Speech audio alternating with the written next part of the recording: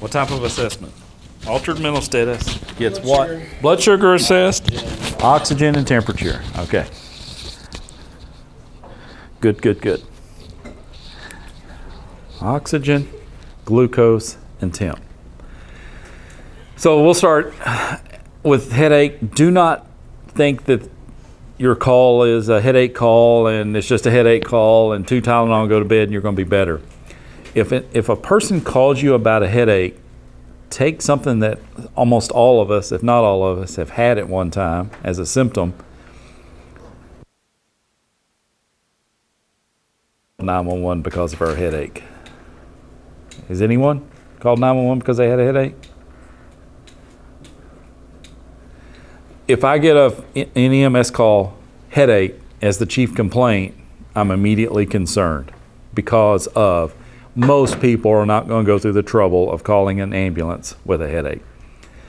I'm going to just go ahead and assume on a high level that it is so severe it prompted this 911 call. A lot of conditions down the road, like stroke, are often preceded by, I had the worst headache I've ever had in my life. If the sample history does not include anything like I have a history of migraines, or I've had a history of a sinus infection in the last week, then I should take that with a really high degree of suspicion. Even though it's small, it can become an issue. So I think all of us have had these.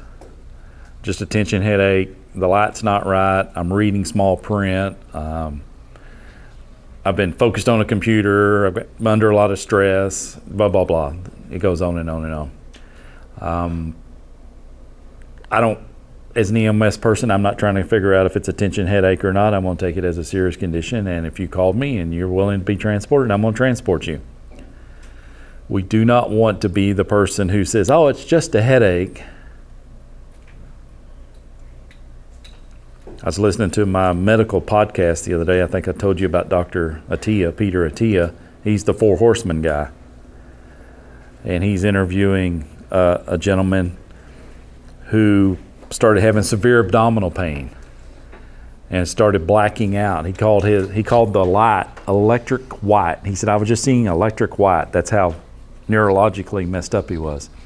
Finally got the paramedics to his house, and they told him he was probably dehydrated and should probably just drink some water and electrolytes and rest. Luckily for him, he didn't take that, and he said, no, I want to be transported to the hospital. It's that bad. And so hearing that story in this podcast embarrassed me as a profession. This guy had an aneurysm of the artery, the pancreatic artery. It's super rare to have an aneurysm in that artery, and it took the trauma surgeons a really long time to find where that bleed was. They had to clamp his aorta right under the heart. Therefore, everything below got its blood supply shut off, and they would open it a little bit to see where it would leak out at. And that's after exploratory surgery in the abdomen. You're just dehydrated, probably need to stop and drink electrolytes. I'll tell you that story to say this. It's probably just a headache, take some Tylenol. I gotta get back to the Super Bowl. It's 3 a.m., lady. Take some Tylenol, go back to bed. That would be easy for us to say, but I hope nobody ever says it, okay? I want to be the guy who says, it may be nothing, but I think you need your head scanned. I think you need a CT scan. I think you need a medical evaluation by a neurologist. Let's go to the hospital. If it's nothing, we'll send you home. These bleeds can be so small that they may not even be found in early CT scans, depending on how good the radiologist is. Migraine headaches, I'm fortunate to not have suffered from those. I can only sympathize with people when I witness those, but they seem to be very debilitating. Some of you may have had those yourself. And that's thought to be caused by blood vessels at the base of the brain, just under this severe contraction. Once again, we're going to have those symptoms that look like stroke. Okay? I don't need to sit here and determine whether they're having a migraine or not. I'm going to do it. Now, if they tell you, I've got a history of migraines and I'm out of medicine, you might be able to go to a lower level stroke center, if you will, but I still think we need a CT scan. If I've got blood vessels, or they have blood vessels that are changing in size at the base of the brain, I'm, Jonah, worried about that genetic anomaly, weakened vessel at the base of the brain kind of thing too. If there's a genetic disposition for this, or a physical condition that causes this, then I need to worry about the potential for stroke as well. So once again, let's move the patient to the facility. How would I know it's a sinus headache? Well, a lot of times, they'll have the pressure here or under the eyes. There'll be a nasal discharge. There'll be a history of fever, history of mucus production and stuff like that. That one, still going to take them to be evaluated, but my acuity may turn down because there's a solid reason for it. It's those unknown reasons that I don't know. Transport if they want to be transported, but I can probably tone it down just because I know where it came from. Now, hemorrhagic stroke, brain tumor, and meningitis often come with their number one symptom of a headache. So let's go through these a little bit individually. I'm going to start with meningitis and work backwards. Call 911, worst headache of my life, arrive on scene, doesn't fit the cardiovascular risk factor profile. You with me on that? Doesn't fit the cardiovascular profile.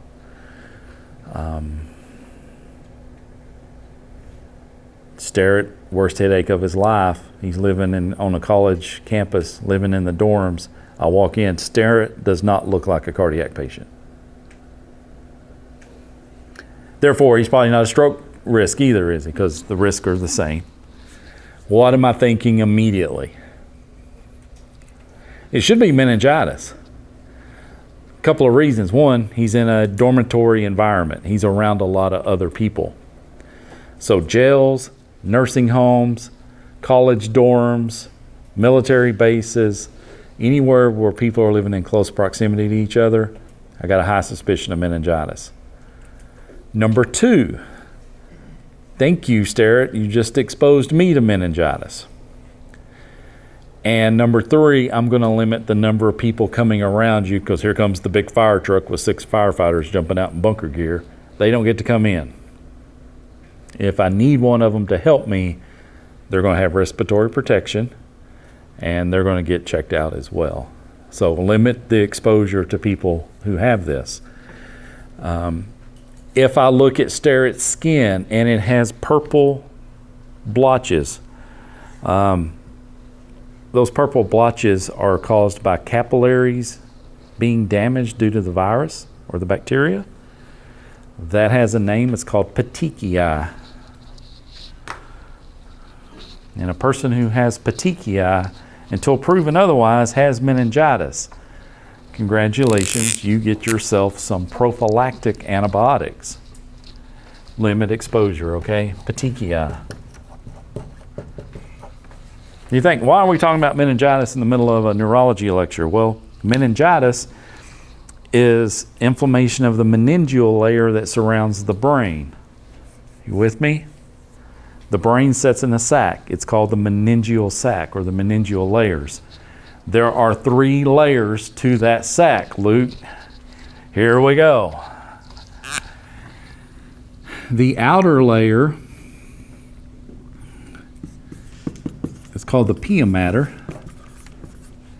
The middle layer is called the arachnoid. And the one that touches the skull, I'm backwards, I'll fix it in a minute. It's called the dura mater. And the way you remember this, and that's how I just caught myself, it pads the brain from the inside out. Okay? It pads the brain from the inside out. So there are 3 layers to this meningeal layer, if you will. Touching the brain is the pia, then the arachnoid, and then the one that touches the skull is the dura. Pia mater is Latin for little mother. Little mother. Arachnoid is named because of the arachnoid class of insects like spiders. That layer is fibrous and it looks like a spider's web. And then the dura mater is Latin for tough mother. Tough mother, and that's the layer that touches the skull. Now, when an infection before I get there, that layer also encompasses the spinal cord. So the brain and spinal cord set in the meningeal sac, and it's all one complete sac, okay? So if I have meningitis, it all swells in the brain and in the spinal cord. One of the first tests that I can do for a patient with suspect meningitis is have them put their chin on their chest. They can't do it without extreme pain. They're like, oh, it hurts my neck too. Oh, I can't. Luke, that has a name.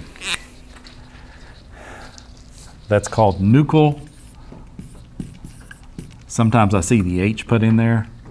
I think it just depends on regions or something of the world. Nuchal rigidity. I've seen it spelled both ways, N-U-C-A-L or N-U-C-H-A-L. It just means neck. Nuchal rigidity means stiff neck. They also are unable to bend their knee like this and raise it up. They can't do that. I forgot the name of that test, but they can't do that. And if they have petechiae, the purple blotches, it's pretty much meningitis. I'm going to run with that until proven otherwise. They're going to go to the ER and they're going to get a spinal tap. So the doctor is going to stick a needle in between a couple of their lumbar vertebrae and withdraw or aspirate some fluid, because that meningeal layer has fluid in it. And that fluid should be clear, slightly yellowish, but mainly clear. If it comes out green, red, looks like pus, then that's a pretty good sign of meningitis. They're going to send it off to a lab and have it tested anyway. They can also tell how much pressure is in the meningeal layer. Because it's itis, it's swelling, it's putting pressure. So it's putting pressure on what? The brain, or we're going to have stroke-like symptoms, altered mental statuses, and stuff like that. The meningitis cases that I've picked up, the history has always been, had a sinus infection a couple of days ago, went to bed last night with the worst headache in his life, and looking at the skin, he has petechiae, and he is a U on the AVPU scale. That means this meningitis has progressed to the point where it's shutting the brain down. It's a life-threatening condition. That's why they make you have that vaccination before you live in the college dorms if you're under a certain age. It happens in kids, happens all the way down into the infants. If they still have fontanelles, that means they're probably younger than 18 months old, but the fontanelles will bulge. The meningitis is so much inflammation that the layer will make the fontanelles bulge out. So instead of having soft spots, they have these bulges on the brain. And that one's pretty scary too, because those kids, they may not even have the ability to communicate well yet and stuff. So careful with the meningitis, because once you see it, you've got yourself some antibiotics. So they're going to give you antibiotics prophylactically, which means to prevent you from getting meningitis yourself. I've taken that before, and it's not a pleasant experience. You can't wear contacts. Your urine will be dark orange. Your sweat will stain white clothing orange. So the byproduct of that antibiotic is you secrete orange secretions. It'll actually stain your contacts orange. So not a pleasant thing to have to go through. BSI seems safe, right? Gloves are not the protection for this. Okay, backing up to brain tumor. Causes a headache, causes some neurological deficits. Get a CT scan. It's not a bleed. It's not a clot. You have a brain tumor. That may or may not mean brain cancer. There are a lot of people who have tumors in the brain that are not cancerous. Now, the big C word is going to come up anytime you hear the word tumor. And if I went to the hospital today and had a CT scan and they said, you have a brain tumor, what am I going to think? I have brain cancer. May not be so. Some people are very tumorogenic, meaning they generate tumors easily. And there are certain substances that we consume that tend to be tumorogenic. Just FYI, aspartame, the sweetener in Diet Coke and diet products, is known to be tumorogenic in mice. And I happen to know people who were Diet Coke addicts who ended up with tumors on the brain stem, the brain, the spinal cord, stuff like that. So just don't. And what was funny about those folks that were drinking all these heavy Diet Cokes, they were still obese. So you add that with the other stuff they were doing, probably not a good lifestyle to lead. But you can see it would cause a headache. There's only so much room in the vault, and now this room is being taken up by a tumor. These tumors can get so big that we actually cause the brain to shift over to one side of the skull itself. That's a lot of compression. Ends up in a lot of neural deficits. And causes a headache. And then lastly, and one that you super need to pay attention to, is the hemorrhagic stroke. It's only 15% or so of the cases, depending on the data. These patients have went to bed with the worst headache they've ever had in their life. That's how they describe it. You need to ask this stuff in your sample history. That's the E, right? Events leading up to the episode.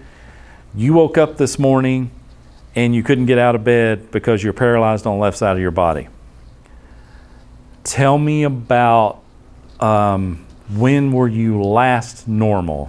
And you're certainly going to be asked this in the hospital when you deliver your patients. We call that the last known normal. Last known normal. You may have to be a little bit of an investigator to figure out when that was. But let me tell you how far we've come in medicine. When I was in your seats, if last known normal was greater than 3 hours, they wouldn't do anything for you. They would just say, you had a stroke, sorry, you're going to have to live with the consequences if you live, because it's been longer than 3 hours. For example, if I picked up someone at 6 a.m. in the morning because the wife couldn't get him out of bed because he's paralyzed on one side of his body and he's slurring his speech, and she acted fast and called 911, and I got there and I'm like, when was the last time he was normal? Well, he went to bed last night, and when he came out putting his dentures in the bathroom, he came into bed and said, honey, I have one of the worst headaches I think I've ever had in my life. It's almost making me want to throw up. It's so bad. I hope, because I just took some Tylenol, that I can go to sleep and it'll be gone in the morning. So his last known normal was at 9 p.m. He's awake at 6 a.m. 30 years ago, sorry for your luck. Should have came in as soon as you had the headache. Time is tissue. That hasn't changed. He should still come in at 9 p.m., but we don't write it off anymore. It seems that these physicians and facilities are just keep pushing and pushing and pushing the envelope. It is really, really nice to know last known normal. Do not, and that's with bold caps, do not let that be an influence of your treatment or transport decision. If it's 6 hours, if it's 8 hours, take them anyway. Take them anyway. We cool on that? That's often the preceding complaint before a hemorrhagic stroke. Is the worst headache I've ever had in my life. We call it stroke. We call it CVA. We're getting into the weeds here on this. I know what a CVA is. I know what a stroke is. What I don't want you to do is fall for the lay people language here. And we'll work through that. Do not fall for the layperson language. Technically, it's a cerebral, means in the brain, vascular, a vessel in the brain, accident. The accident is it either got clogged up or it started leaking. Odds are it got clogged up, but it could just start leaking.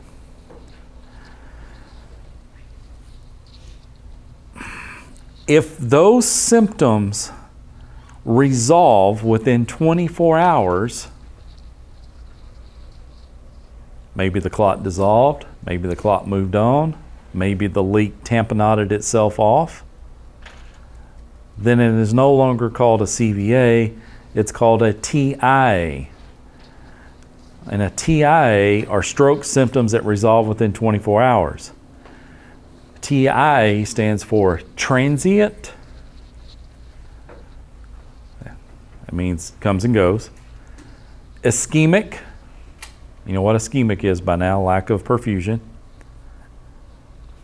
Attack. Transient, ischemic, attack.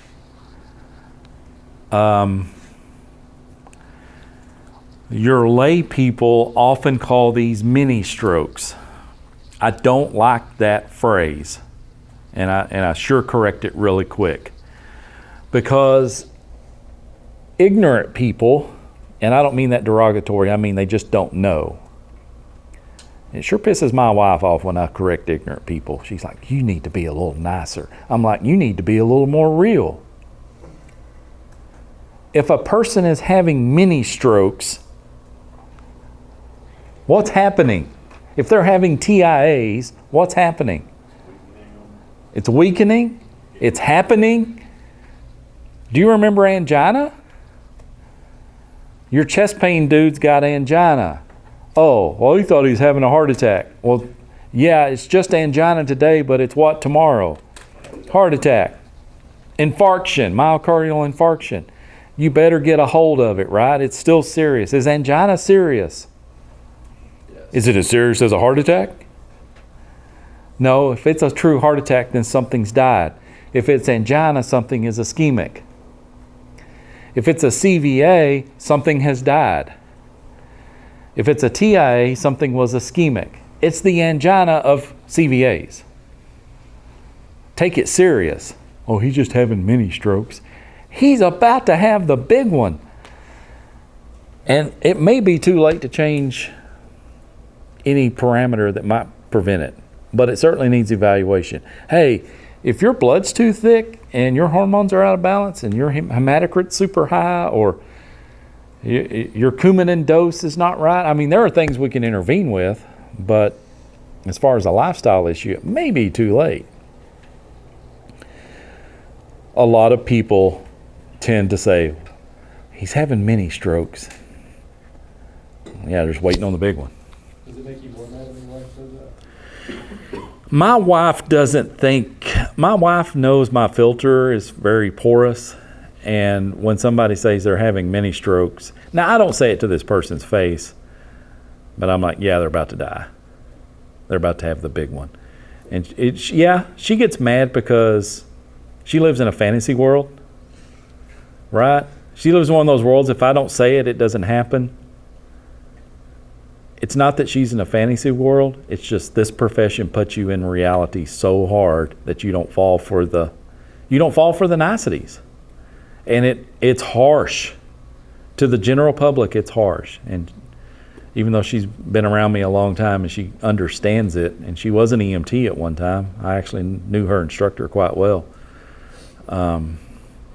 She didn't want to do it, and I was okay with that. It's not for everybody. You got to be tactful as you say it, but she's my wife, right? So I'll just say it. I'll just throw it out there. She's like, "God, man, you got to be so like blunt. I can't tiptoe around this if I'm in charge of this patient's care, can I?" That doesn't mean I got to express that to the patient. But I'm certainly not going to tell the patient, you're just having mini strokes. I'm not waiting around 24 hours to see if this resolves. We're going to go to the hospital now. You don't know the difference. You don't know the difference. I promised you a funny story, and I'll spend a few minutes to talk about it. Just to kind of build off your point, does it make your wife mad or not? Now, this is somewhat embarrassing, but I think everybody in here probably has that uncle. Do you have that uncle? What kind of uncle? Do you have that uncle? Yes. Jonah's got that uncle too? I mean, you gotta be more specific. We have that uncle that That uncle. I have an uncle who's an alcoholic. That uncle. If you may share. No, mine's not. What? Yours? Mine's just quiet like you're talking about. Okay. You got that uncle? Well, my uncle lived on my dad's property. He was a squatter. He rode in on a Harley in 1999 and said, no, 1992, and asked my dad, can I stay a few nights?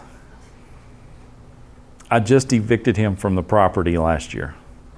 When I say evicted, he got such bad health that I said, dude, you can't live like this. You can't live off the grid in a ran down camper trailer with some shack thrown up beside it, crapping in feed sacks, with no running water, no heat, no electricity, living out of an ice chest for 30 years. He's a fancy alcoholic. He's a fancy alcoholic.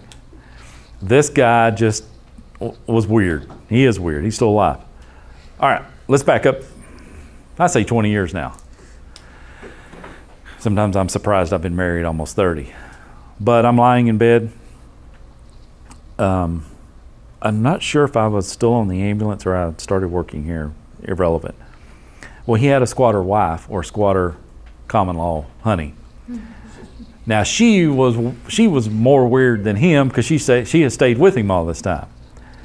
But they just loved each other and they were living in paradise. And I'm like, yeah, I guess so. You didn't have to, went and picked up your check once a month. And you didn't have to work. And anybody that lives like that, there's always someone supporting them. And that was my father. So my father died and I got to buy the property, and he came with it.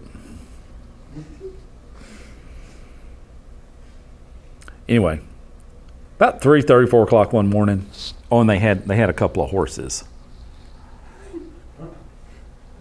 He would often dress like he was in the movie Lonesome Dove. He would wear chaps and spurs and carry a gun, a revolver, leather vest. He lived in the moment, right? He lived in a damn fairy tale. And he had horses. And those horses would often get out, and guess who had to go be nice to the neighbors and stuff? That would be me. Bam, bam, bam, bam, bam. 3 o'clock in the morning.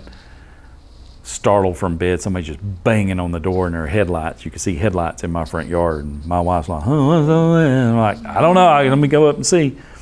So I go to the door. I'm standing there in a pair of shorts, and I look, and it's that woman.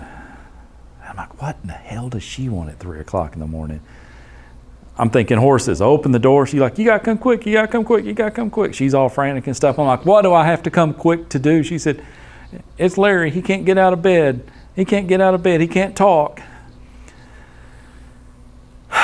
Okay, give me a minute. I'll be back there. So I go get dressed. Now, it's either a four-wheel drive truck, walk, or four-wheelers to get there. It is very remote on the property, and you have to cross a creek and go through the woods and all this other stuff. So I get on my four-wheeler and I go back there, and I got a flashlight because there's no electricity. I'm shining in there, and there he is in the front of the camper. And he's not in the bed of the camper, he's in the front of the camper. And he's got his chaps and his boots and his spurs and his revolver, and he's laying back there and he's slurring. He's got drool running down the side of his face, and he's like, and I'm like, you're having a stroke, dude. I mean, if there was a picture of a stroke, a video of a stroke, that said this is a stroke in a textbook, that's what I'm looking at. He is 6'4", 230 pounds. And there's me in a camper. No ambulance access. You with me? So I go through the process. Vince leading up the episode, how long have you been here? And she said he said he had a headache, a severe headache last night, worst headache he's ever had. He couldn't even get up last night to go get in bed. He said he would just stay here until the headache passed. And I'm thinking, well, there goes your 3-hour window.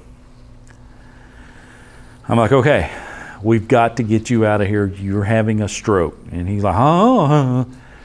He knew. He's not a dumb man. He has a master's degree in English literature. He's educated. Just chooses to live like this.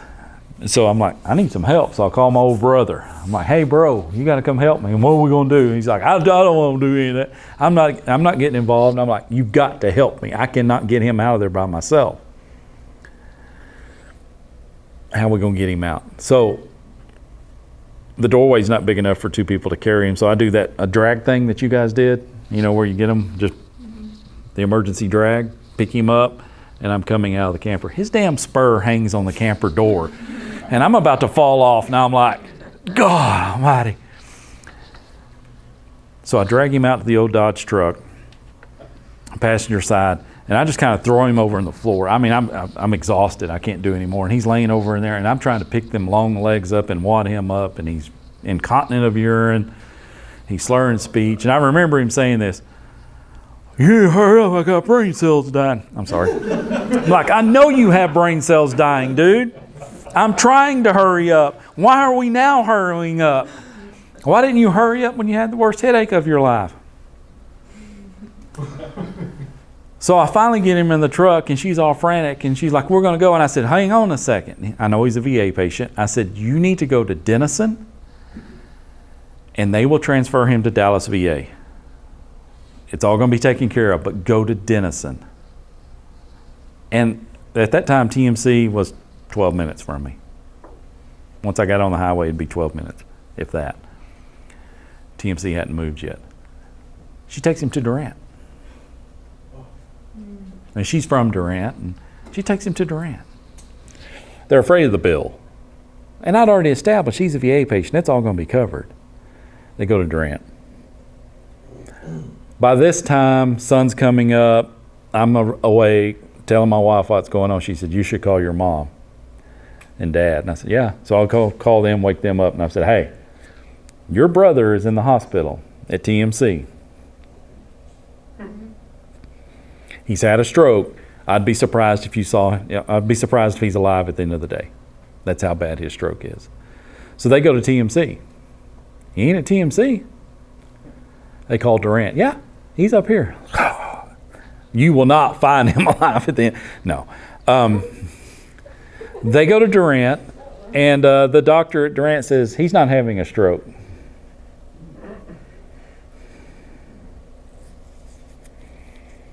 Okay.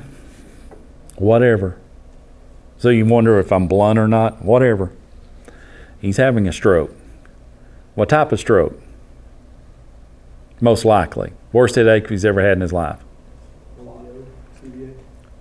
Hemorrhagic. He's probably bleeding. He's probably bleeding in the brain. Not a clot. Well, they don't keep him there, and they transfer him where?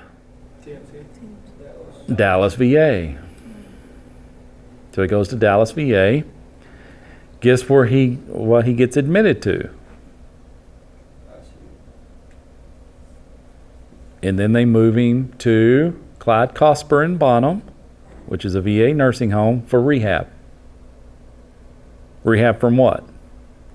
Stroke. He was having a stroke. He was having a hemorrhagic stroke. They did find that. It had tamponaded off. But tamponade means to lock down, close down.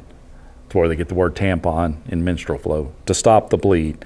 So the area around the bleed had built up enough pressure that it was pushing back on itself, and so it kind of stabilized the bleed. But there was still blood in the brain, free blood. He recovered 99%, and he had to stay down there a month. And he comes back home, and on his way, when I say home on his way back to the woods, he stops at my house.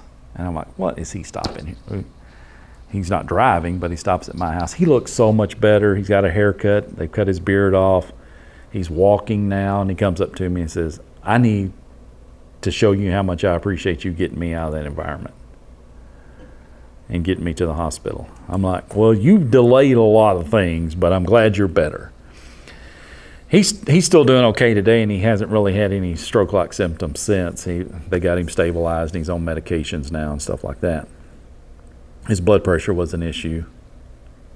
Come to find out, he tendency to have really, really high blood pressure and blew that vessel.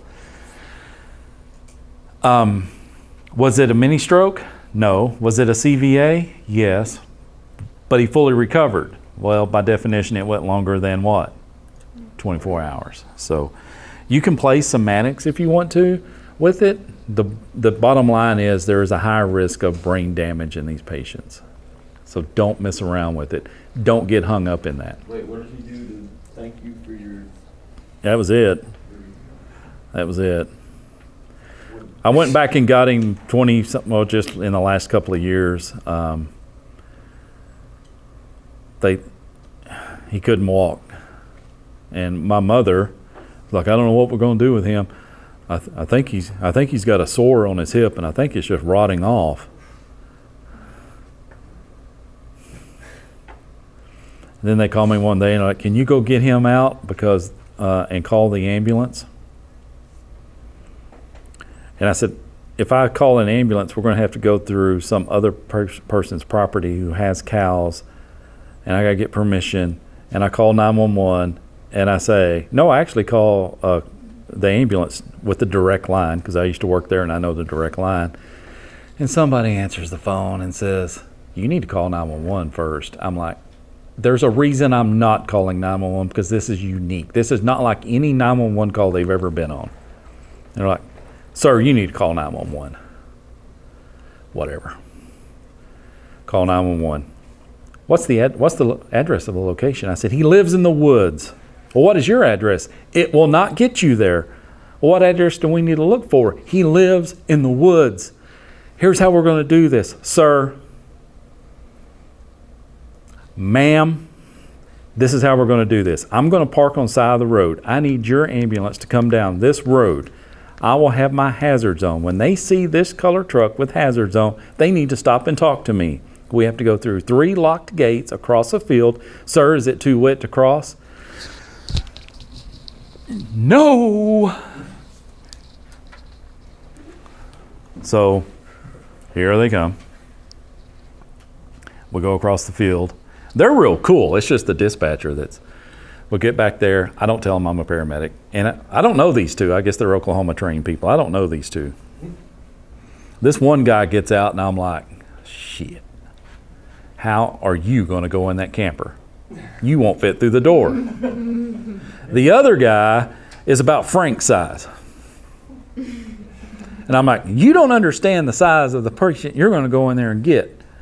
And they go in there and they come back out and they're like, man, he's like, and I'm like, yeah, I know. He's got gangrene inside of his hip here. Sorry. And I said, I'm also sorry for having to lock this horse up, and I'm also sorry for you guys to have to pull the stretcher across this. Sir, it's just our job. And I'm sitting there thinking, I know what your job is. And so I just let them do their thing. I don't armchair quarterback. I don't tell them who I am or anything else. And they're like, can you help us with the cot? Sure. Sure. Because this guy and this guy could not lift the cot themselves. And so I get him loaded, and they sat back there in the field for the next 15 minutes trying to start an IV on him. Just go. He's not fluid deficient. You're only starting the IV because you can. Unless you have IV antibiotics to administer, he doesn't need the fluids. That gets into a different story. But when he comes out of the hospital, I have to take him back, and I said, we're not doing this. We're not yo-yoing you back and forth. You need to seek assistance, living assistance. So he's comfortable now. He's living in town, got heat and air, running water, plumbing, good health, good spirits, TV, internet, all for $25 a month. Your tax dollars at work. Sorry. Your textbook calls 87% of the strokes clots. I've seen 85. American Heart says 85. We won't get off into the 2% differences there. I'd just rather you say a large percentage of the strokes are caused by clots. Symptoms may range from no symptoms, and that's just because it lodged in an area of the brain we don't see any outward symptoms. We don't know how much memory they've lost, do we? Do they know how much memory they've lost? Have you ever thought about that? Billy's looking at me like, thought about what? Billy, you will never remember what you forgot. If I remind you of something and Billy goes, I remember that, you hadn't forgotten it, you just didn't know where you filed it away up here, right? Somebody who has true amnesia never knew they knew it. You can't remember what you forgot. So you may not even, this person may not even have symptoms unless they're living with someone who's really close to them, like a wife or a spouse or something, and they say, man, he is adamant that he does not know we have a daughter. He does not recognize her, doesn't know her name. He's friendly to her, but he does not, that's true amnesia, and that's called retrograde amnesia. That means I can't remember events of the past. Some amnesia is antegrade, can't remember the present circumstances, like it just happened and you've already forgotten about it. So amnesia may be involved in here, all the way up to complete paralysis. Paralysis does not mean loss of pain necessarily. So the pain receptors still may be working, okay? If he's got a flaccid or a paralyzed left side of the body, I'm probably not going to start an IV on that left side. Not because the vasculature doesn't work, but I can't tell if it's starting to burn. He can't report to me if it's infiltrated. You get the point? I like to start IVs on places of the body that still respond to the pain. You may think counterintuitively, like, well, if it doesn't hurt, then start it over there. Hey, if it's life-threatening, I will. But we leave the paralyzed side of the body usually alone and work on the other side. The majority factor is the same one that causes the heart disease, the atherosclerosis. Hardening of the arteries occurs everywhere. Plaque deposits build up everywhere, not just in the coronary vessels. But coronary vessels are very susceptible to that because the heart's always beating.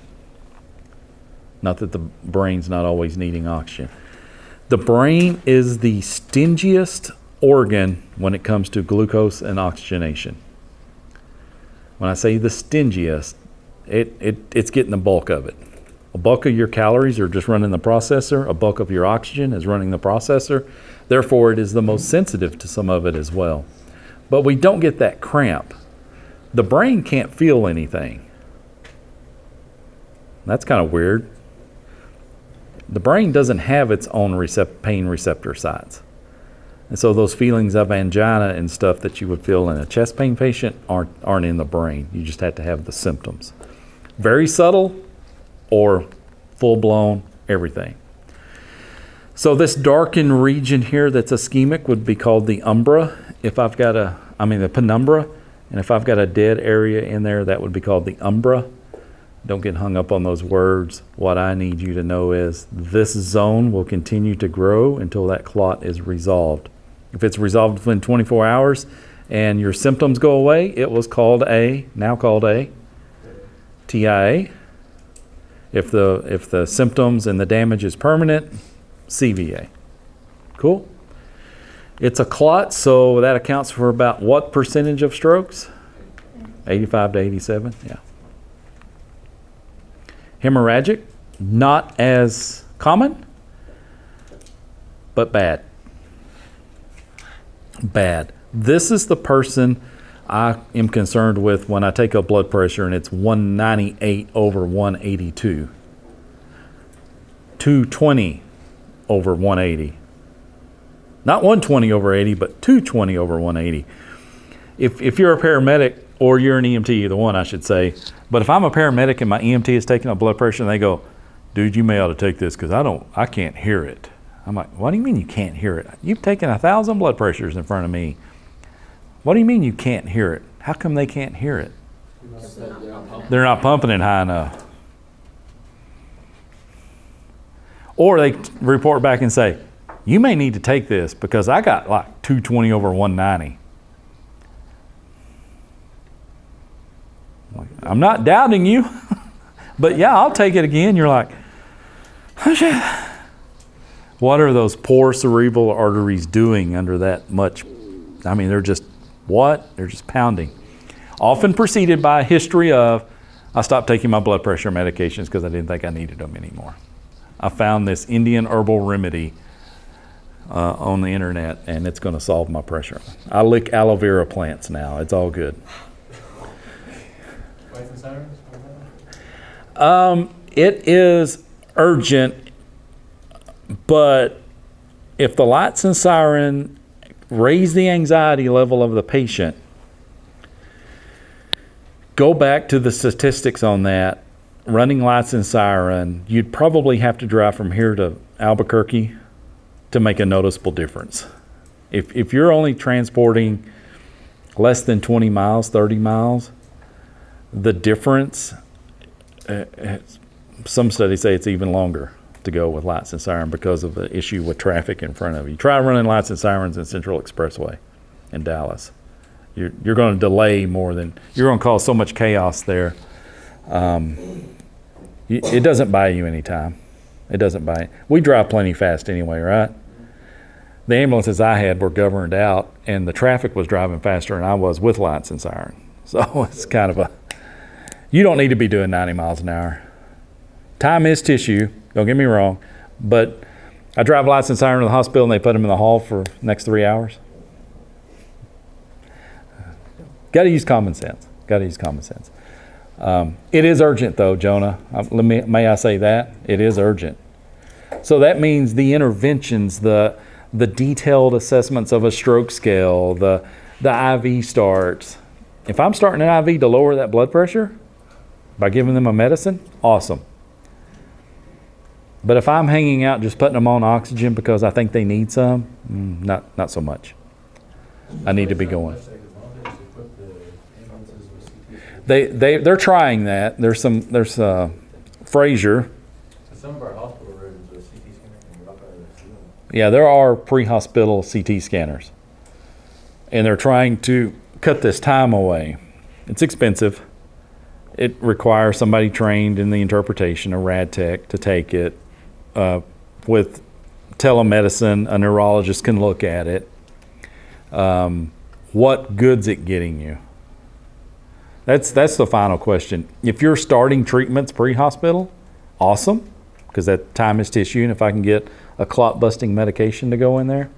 But if they need surgery, they still need surgery. But it gives you a transport decision. Which hospital, if I've got 15 hospitals in my large city, maybe I can find the better one to go to. Cities, because the transport time is too late. Well, there you go, right? Like out in West Texas and stuff. But it just kind of, every argument you make to have it, you've always got the argument of the cost of it there, and it looks real good. But how quick is it buying you intervention? And if the end result's not the same, I just don't think it's going to catch on. I just really don't. It sounds good. It's kind of like everybody carrying blood now again. We've done that. We've tried that. You just wait till you start throwing blood away because it's expired, and that process will stop. We have enough need for blood not to be throwing any of it away. Does it save lives? Yes. You know what really saves lives? Not getting into a trauma environment to begin with. Yeah, hell, it'd be great if I had all that equipment in an ambulance that could do everything, but reasonability, if that's the word, reasonability? Within reason. I should say it like that, within reason. Stress or exertion, and that kind of goes back to your question, lights and sirens just going to raise that stress or exertion. Is this an ALS call though, Jonah? Absolutely, it's an ALS call. There are medications, and what class of medications, you should know this, what class of medications does the hypertensive emergency patient need? Yeah, but what class? Beta blockers. Beta blockers. So nitroglycerin will lower the blood pressure. You could call as an EMT and get medical direction to administer some, but that would only be if the patient had it, because you should not have any at your disposal. But nitroglycerin will lower it, but it doesn't last very long, so we need something like a beta blocker. Beta blockers will definitely lower it, but I can't lower it to 120/80 in one dose. I have to titrate this thing back down because the body is running and accommodating the 220/180. We have to work it down because we just can't bottom it out immediately because the vessels wouldn't have time to adjust and respond to that. Can you give me somebody like morphine for that? Morphine is a vasodilator, yes, but morphine also affects the mental acuity, so it could skew your assessment. So if I wanted to say, hey, he went from alert with a pounding headache and I gave him morphine, well, he doesn't have a headache and he's no longer alert. Well, did he blow the gasket or is he just enjoying morphine? While yes, the side effects aren't desirable, so I'd want the beta blocker. So this is kind of like an angiogram like they would do in a cath lab, and they've injected some dye and they can see radiographically where this thing is ballooning at. So this side is supposed to look like this side, but it's got the weakened wall of the artery there, which is causing the bleed. If that ruptures, it gets even worse. So an hemorrhage and an aneurysm is the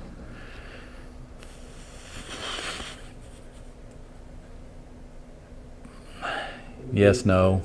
Yes, no. An aneurysm can leak,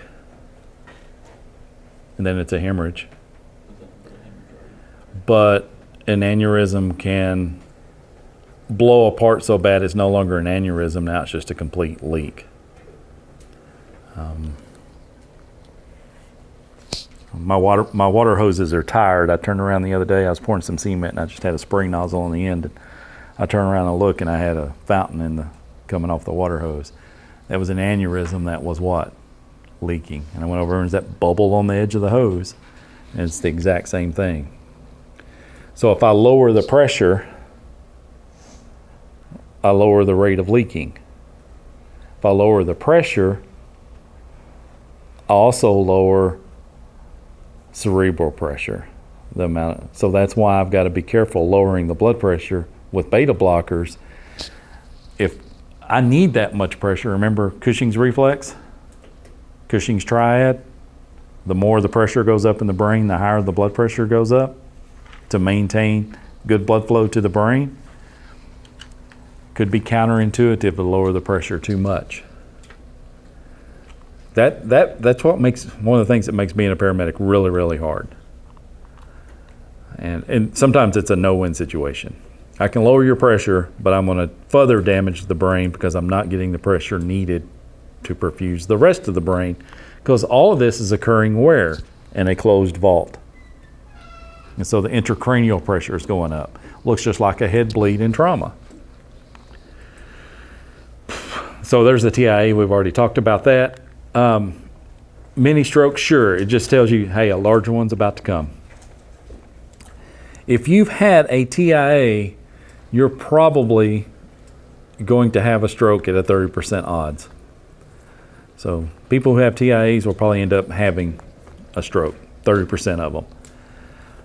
We hope the others can get some interventions before that happens.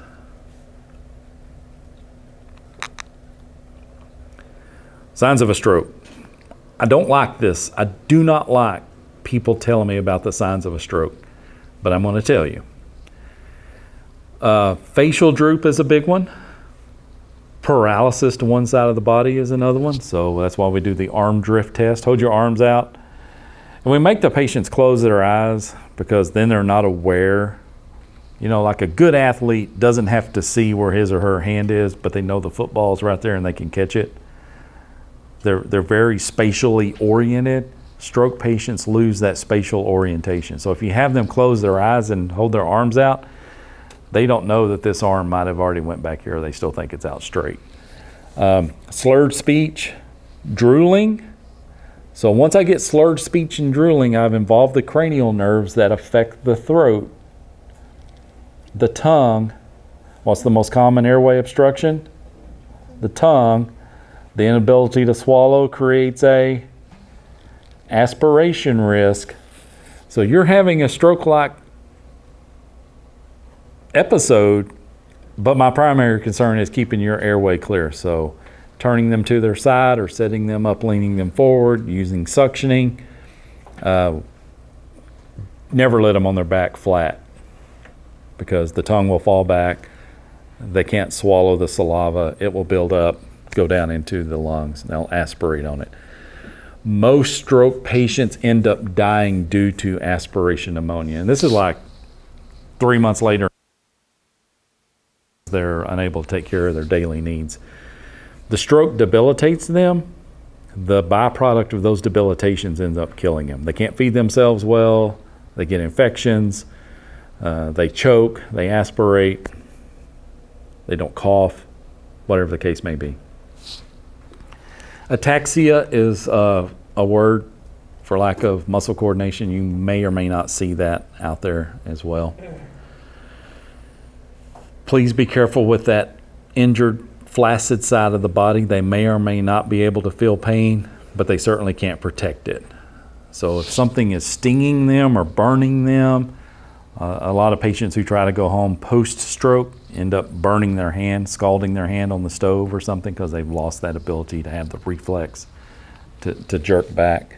So please be careful and protect the patients as much as you can. If you see the billboard that says FAST, F for facial, A for arm drift, S for speech, and T for timing, because time is tissue.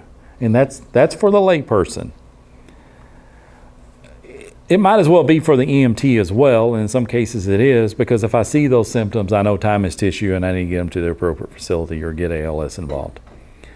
If you go to work at Cook EMS, they're going to run a really high-level stroke assessment. So once we think this patient's having a stroke, they run a very detailed assessment on these patients, and that's for a transport decision reason. Continued. Guys, we could continue this for a week. If you say, what's the brain do? How long is that list? Right? It's non-exhaustive. Can you have a stroke and have no symptoms? Sure, because you don't remember what you forgot. It may just be a memory loss issue, but oftentimes it is causing some of these problems. Now we do know this: left side of the brain controls the right side of the body, right side of the brain controls the left side of the body, but certain sides or hemispheres of the brain have more effect on speech and memory and coordination and stuff like that as well. So when we start doing these stroke scales and we talk about speech, if you're having a right hemispheric stroke, your speech will still be okay, because predominantly that comes from the left hemisphere. So that makes it hard to do. Do not get hung up in the assessment and waste time, because time is tissue. Aphasia is inability to speak. Dysarthria is difficult speaking. So that's the slurred speech. If you want to know the medical term for slurred speech, it's dysarthria. Aphasia is no speaking. Aphasia with a G is no swallowing. So you can kind of remember that S is for speaking. G is for gastric. So if you put a G in place of that S, it means difficult or absent swallowing. Confusion, dizziness, headache, weakness, combative, tongue deviation, and coma. One of the tests we do in the ambulance is we have them stick their tongue out and move it side to side. Kind of looks funny when you're testing that, but you're testing one of the cranial nerves. The hypoglossal nerve controls the tongue. Can y'all flip your tongue? Can you roll your tongue? Some of you can't. It doesn't mean you're having a stroke. Some people just are genetically unable to roll their tongue. Can you roll your tongue, Gus? You can? Can you flip it? I don't know. What do you mean you don't know? You can't turn it upside down? Like that. Okay. We did clover. What? We did clover. I should never ask me to do that. Sorry. I picked up a lady one time who had a deliberately sliced tongue. That was interesting. She could control either side of that tongue independently. I didn't know there was that kind of innervation. But creates a hell of an airway issue. You can't sweep the tongue to the left side of the mouth during intubation. You have to sweep the tongues to the left side of the mouth. Left side of the stroke, aphasia, that's the one with the speech, and right-sided paralysis. So it kind of gives you an idea. Do not get hung up on this, and you won't see test questions based on this kind of stuff, because in the big scheme of things, does it matter? I just report it and transport them like they're having the stroke and report it.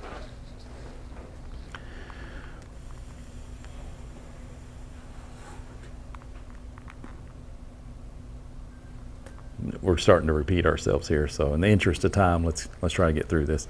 I would like to get into seizures and get that cleaned up today, so we have a fresh start tomorrow. Does anybody have any questions about the strokes right now? What do you think the treatment revolves around? Getting transport. Transport? Well, there's something we can do during the transport, isn't there? We must assess for blood sugar, oxygenation, and temperature. Do I give them sugar if they're able to swallow and protect their airway and they need it? Yes. Yes. You will find that neurologists will often scream if they have a hemorrhagic stroke and you gave sugar through the IV. You don't have to worry about this because you're EMTs. But if we give a large amount of sugar, highly concentrated like we would by starting an IV and squeezing the syrup into their veins as a paramedic, that sugar is very necrotic. So what's that mean? What's it mean to be necrotic? If a substance is necrotic, it does what? It kills tissues. If that sugar leaks out into the brain, will that kill more brain tissue? Yes. You'll have neurologists scream at you. You don't have to worry about that. You're EMTs and you're not going to give sugar by the IV. Only if they are what?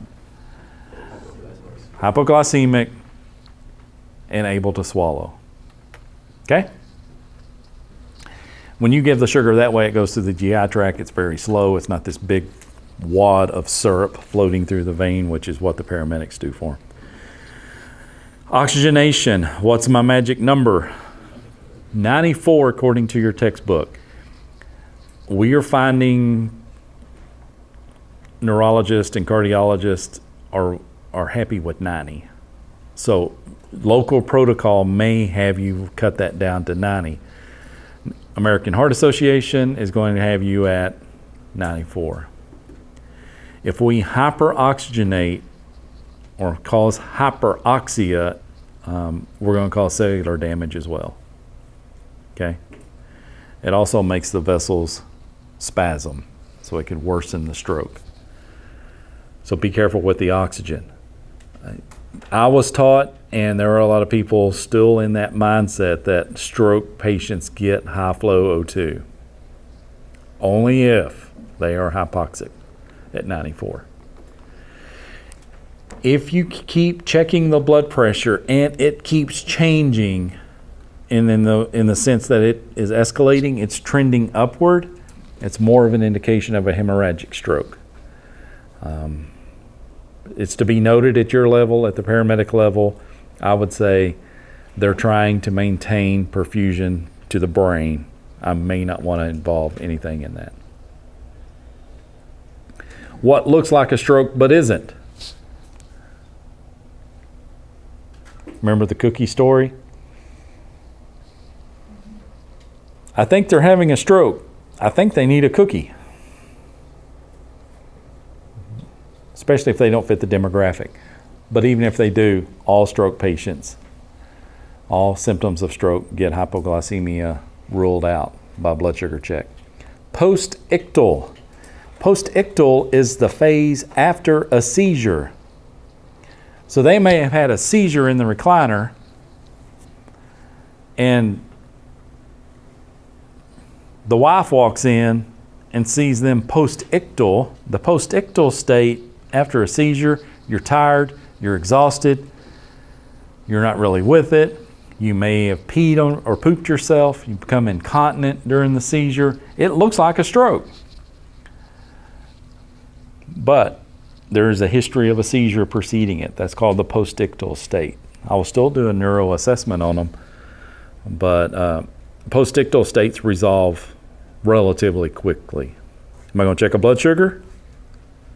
Am I going to check oxygenation? Am I going to check temperature? Yes, yes, and yes.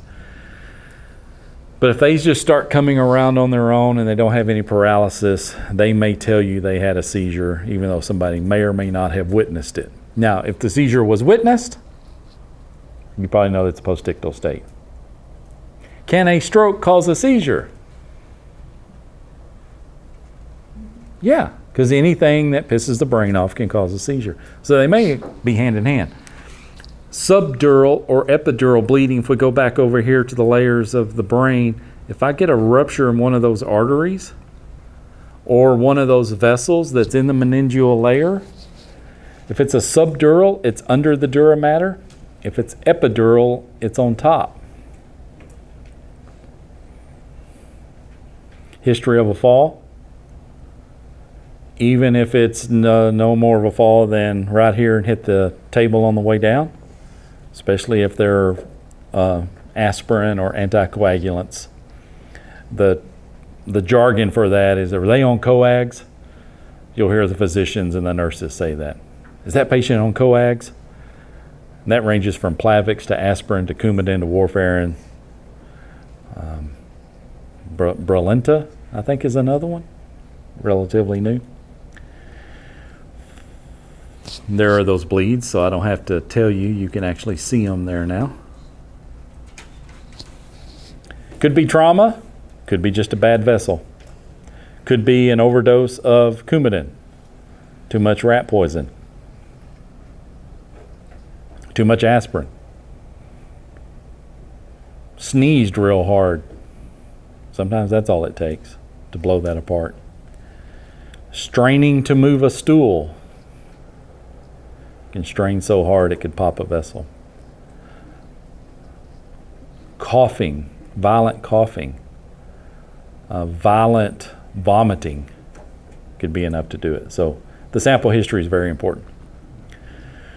Seizures. This won't take long and we'll be done with it. It's a surge of electrical activity in the brain, often called a thunderstorm in the brain. We got all these neurons. They're interconnected through intercalated discs. You got one neuron, you got the other neuron, or you should say I got a brain cell and a brain cell, and they communicate with each other. Those junctions, those synapses, just think of your home breaker panel, your breaker box inside your home, all nice and neat and wired up. But if you throw water in there or take a wad of aluminum foil or throw something in there that doesn't belong in there, you're going to get an electrical storm, are you not? And that's what's happening in the brain. We get this electrical storm. Depending on how much of the brain is involved is how much of the symptoms you will see. So if it's just a full-blown hurricane up there, thunderstorm, you may get a very generalized seizure where they're having those tonic-clonic movements from head to toe. They're on the floor. They're moving around violently. The biggest danger in that, outside of hypoxia, is them harming themselves. You don't want to have one while driving down the highway. You don't want to have one while on a ladder, roofing a house, laying brick, Fortunately, for people who have epilepsy, they often know they're about to have a seizure. And that is called an aura, A-U-R-A. An aura is described as a psychosomatic, symptomatic, weird aura that happens preceding the seizure, such as they get a strong metallic taste in their mouth. They see flashing lights. Things get really bright or really dark. They hear a strange noise. They smell something. One of their senses has just like heightened up. What's really cool is when these people are severe epileptics, they get the dogs, the companion dogs, and that dog will alert them that they're about to have the seizure because the dog picks up on it before the human does and will give the indication, you need to go lie down. The dog will actually pull them and say, lie down, because you're about to have a seizure. So that's how sensitive they are to that. So we know that there is this electricity around our body. And when it gets out of, lack of a better term, sync, the dog can pick up on it, sense it, and do something about it. So that's super cool in itself. So either the dog can have the aura or the patient can have the aura. And you may inquire about that, especially if they're coming to. It's like, did you know you were going to have a seizure? Yeah. And so what we come down to is anything that pisses the brain off. What can I do something about? One more time. Oxygen, blood sugar, temperature. If they have a history of epilepsy, what do you think my next question will be? Well, they'd say, do you have a history of seizure disorder? And they're like, yeah, I've had epilepsy since I was a little boy.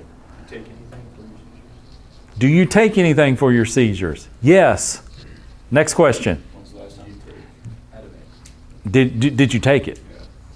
Are you taking it as prescribed? If the answer is no, then you're like, well, I know why you had a seizure. And are you going to become compliant, like soon? Like, yeah, I just ran out last night and my mom will be back, or my wife will be back, or my husband will be back. They just went to the pharmacy to pick it up for me. Went a little longer than expected because it was the weekend or the holiday or blah, blah, blah. You probably don't have to transport them. If they're having a seizure, you fix the glucose, you fix the oxygen, the temperature is okay, all that's good. Do you have a history of a seizure disorder? No. Then what do you do with them? Transport them. Do you have a history of seizure disorder? Yes. Do you take medicine? Yes. Did you take your medicine as prescribed? Yes. What do you do with them? Transport them. So how do we protect them during transport? Make sure those three things stay covered. If they do seize again, put them on their side so they can drain the secretions. Might put some oxygen out there in front of them just in case if they do take a breath, they stay oxygenated. Protect them from further injury. Nothing in the mouth. One more time. Nothing in the mouth. Unless it was a suction catheter to suck out some vomit or heavy secretions, nothing in the mouth. No bite blocks. A seizure patient cannot swallow their tongue. They may bite their tongue and it may bleed and you may have to protect the airway from that, but they're not going to swallow the tongue. If you put anything in their mouth for them to bite down on, like a bite block, and you can actually buy bite blocks for seizures. They'll sell you anything. Doesn't mean you need to use it. They can actually bite that block in two, and that becomes an aspiration or a choking risk. So nothing in the mouth, especially your finger, because we don't know if they're not clamping down with trismus, lockjaw, and they will bite your finger smooth off. In that situation, would you like an element or something? No, they'll bite it in two. The element? Mm-hmm. Oh, you're talking about a nasopharyngeal airway? Yeah, oh yeah. Yeah, that would be okay if they stayed comatose acting. Sure, but nothing in the mouth.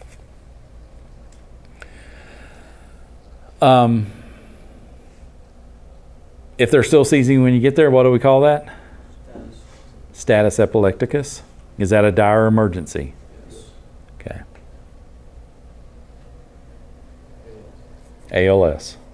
What does ALS have? You need to know what they have to stop the seizure.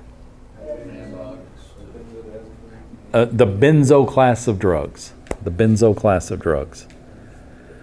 That's the Valiums, that's the Ativans, that's the Verseds, that's the Xanax. That's all in that class of drugs. They will probably use Ativan or Valium.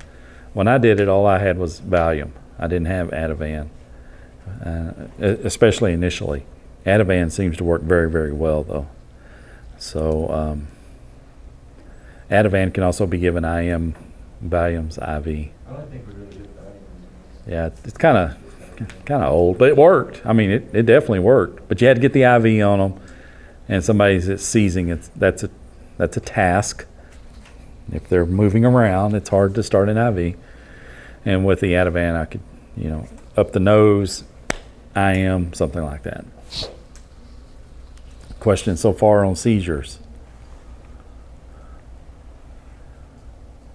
Do I transport? And we told you the few reasons we wouldn't transport. Okay, let me see if there's anything here we haven't done. I talked about absent seizures. There's just no motor activity, but they're locked up. That's still a seizure. That one's kind of scary because you got to be looking for it. What's really scary is if you're on an ambulance where a patient has been purposely paralyzed and they start seizing. You think, please understand, the seizure is affecting the brain. If the patient is paralyzed, they can't have the movements, but they're still having a seizure. And they still need the Ativan or the drug to calm the brain down, okay? You don't want an electrical thunderstorm in the brain if you can help it.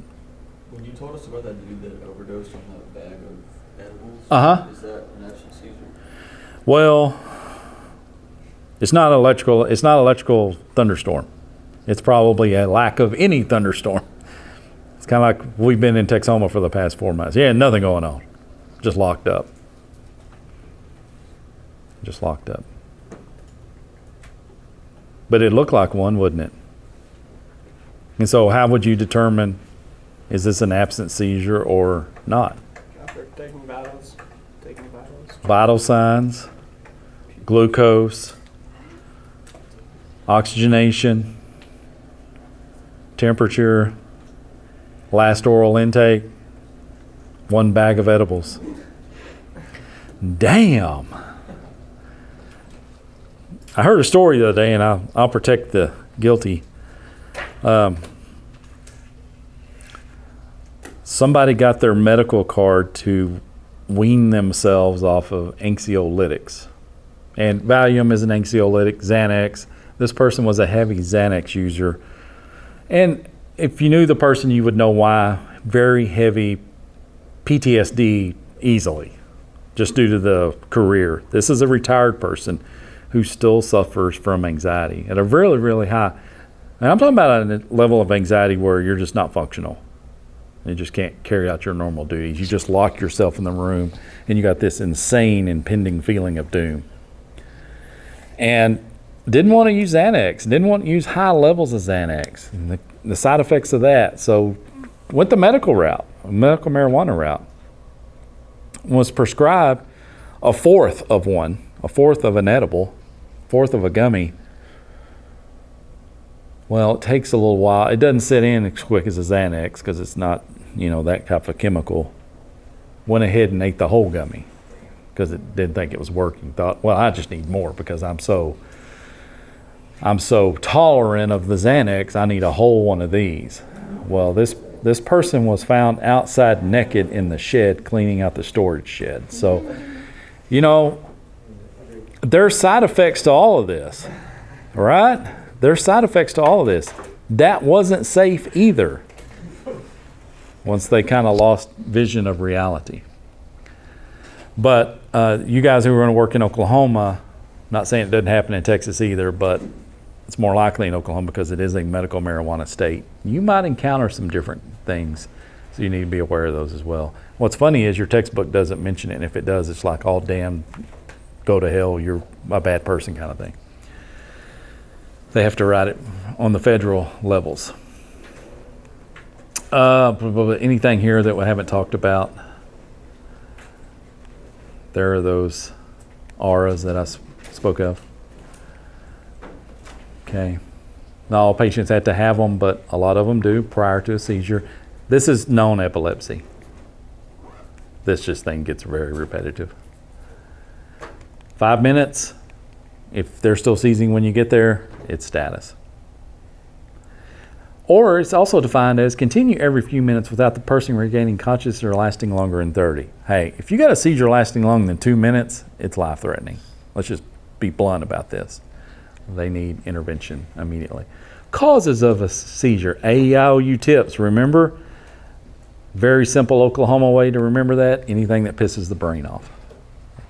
These are drugs that people take for seizures, and these have some pretty bad side effects. People don't like taking these because it kind of zones them out. Dilantin that's the one I always saw. If you were having epilepsy and took a med, it was Dilantin. Is there a more common one now? What? More common seizure med you guys are seeing in the ER? Klonopin. Depakote was pretty common. Tegretol was pretty common. Phenobarbital. So people who do illicit drugs, sometimes they like the Barbies. Yes. So could you tell if it was a seizure from a stroke? Because they would have like if it was a really bad stroke, so that they're having a seizure, you would notice that maybe their arm isn't seizing and their whole body's seizing. Or I would look at the history. Do they look like a heart attack victim? Or do they fit the profile for cardiovascular disease? Older, metabolic syndrome. Do they look like they could have a heart attack? If the answer is yes, then they look like they could have a stroke, and that would say stroke preceded the seizure. If it was any of you, I would go seizure first. Brain bleeds, trauma, don't know. But that wouldn't be like a telltale sign though? Like their arm isn't shaking because they're dead? Nope. Because it could just be that region of the brain that's on fire. It's that partial seizure instead of generalized. Some people get transported thinking they're having a stroke, and even the crew would think they're having a stroke, and it turns out to be a seizure. And you think, well, how would you tell the difference? Well, if it left, it's probably a seizure or a TIA. So sometimes it's hard. And sometimes we don't know for sure until that repetitive CT scan shows up and they put you in, neurology observation. What are the other problems associated with seizures? I know I'm driving this home. I hope I am. Hypoglycemia. Do all seizure patients get a blood sugar check? Before, during, and after? Well, at least after, because they're burning a lot of sugar to do it. Can the lack of sugar cause it? Yes. Can the sugar be pretty good, have a seizure, and then be bad? Yes. All seizure patients get what? Blood glucose. All stroke-like patients get what? Blood glucose plus oxygenation. Postictal, this is where you need to watch out. You get there, they're postictal, protect their privacy. People go to gawking around, so have your buddy stand in a circle, move them out, put them in the ambulance, move them to another room, move the bystanders back. Takes them a little while to recover from this. They're exhausted. They've been through a lot. Syncope versus seizure. We already know what syncope is. It's an interruption to perfusion status to the brain. Syncope usually resolves as soon as you go on your side or supine. As soon as you get flat, it usually recovers. It's very temporary. But it must cause confusion because there's a chart in your textbook that compares syncope to seizure. Syncope is going to be, the blood pressure is going to be low. They've been squatting. Any of you ever squat down on your legs? Let's see if I can even do it without assistance. You sit here for a minute. I'm trapping blood in my lower extremities. If I stand up real fast, those muscles have to adjust. And if I'm taking a beta blocker, For blood pressure issues, I may not have the ability to adjust very fast. You stand up, you fall over. It reduces preload when you squat. So what was the events leading up to the episode? I was squatted down to clean out under the kitchen cabinet. I was in a file cabinet drawer, or whatever the case may be. It's a little bit different than I was sitting there and got this really funny taste in my mouth. And the blood pressure is pretty good. I've got a history of beta blockers. It's a lot different than a history of Depakote, right?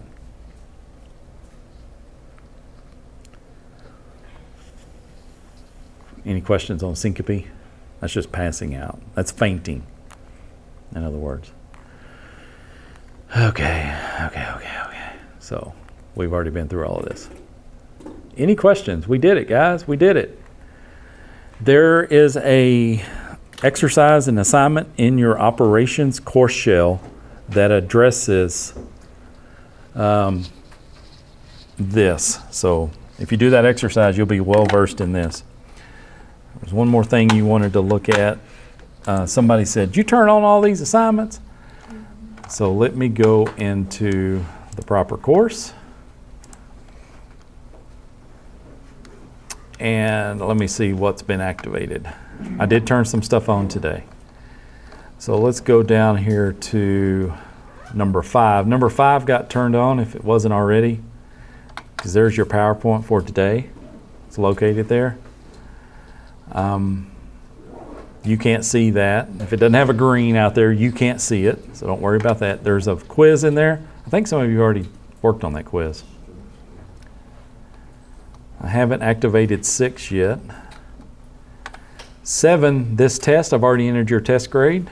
So whatever grade you made on your CPR exam the other day, that's now in your grade book.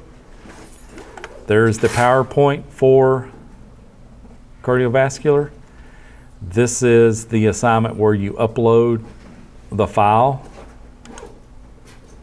Once you get your card in your email, I need you to save it and then upload it to this Dropbox. And I'll just give you a complete on that. And that's all that's activated in 1501. I'm looking right now. It says Module 7 chest pain accreditation due Saturday. Okay, that's in the other course. Oh, it is? Okay. That's in 2305. Yeah, it's an EMS approach.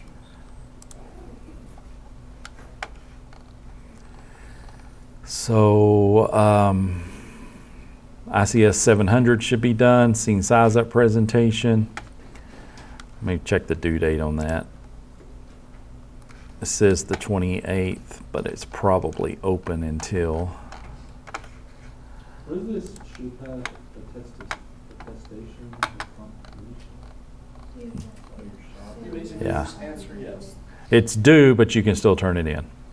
I haven't locked it out. Okay? And that's how most of these are. But I'll confirm it just so you're not in a bind. Stroke scales. This is the one I want you to do that is relevant to today. And there's a case study. You're going to compare the LA to the Cincinnati to the race. So on that, because it's like have the patient hold up the arms and do the arm drift, but it doesn't say, so do we just make up what we, in the case study, it doesn't have the patient do that. And it wants us to rate how the patient is, so do we just Let me look at it.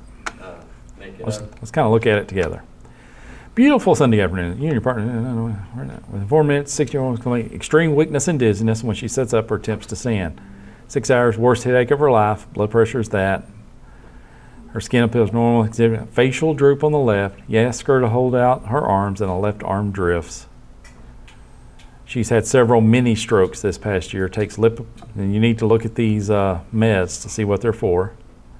I can tell you she's got high cholesterol, she's got high blood pressure, she's depressed, she's a diabetic.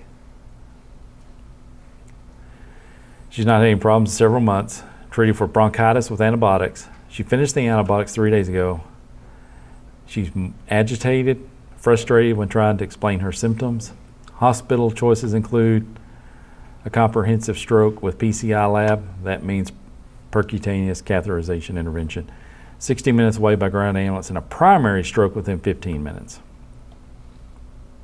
Consider the stroke cells utilized in pre-hospital medicine and treatments indicated in the protocol. So, what I really want you to do there is find the strengths and weaknesses of these three and which one would give you a better picture of where to transport the patient. If you see a limitation, Gus, in there, then that's a limitation. Okay. Just state it. Okay? Notice this one doesn't use fast.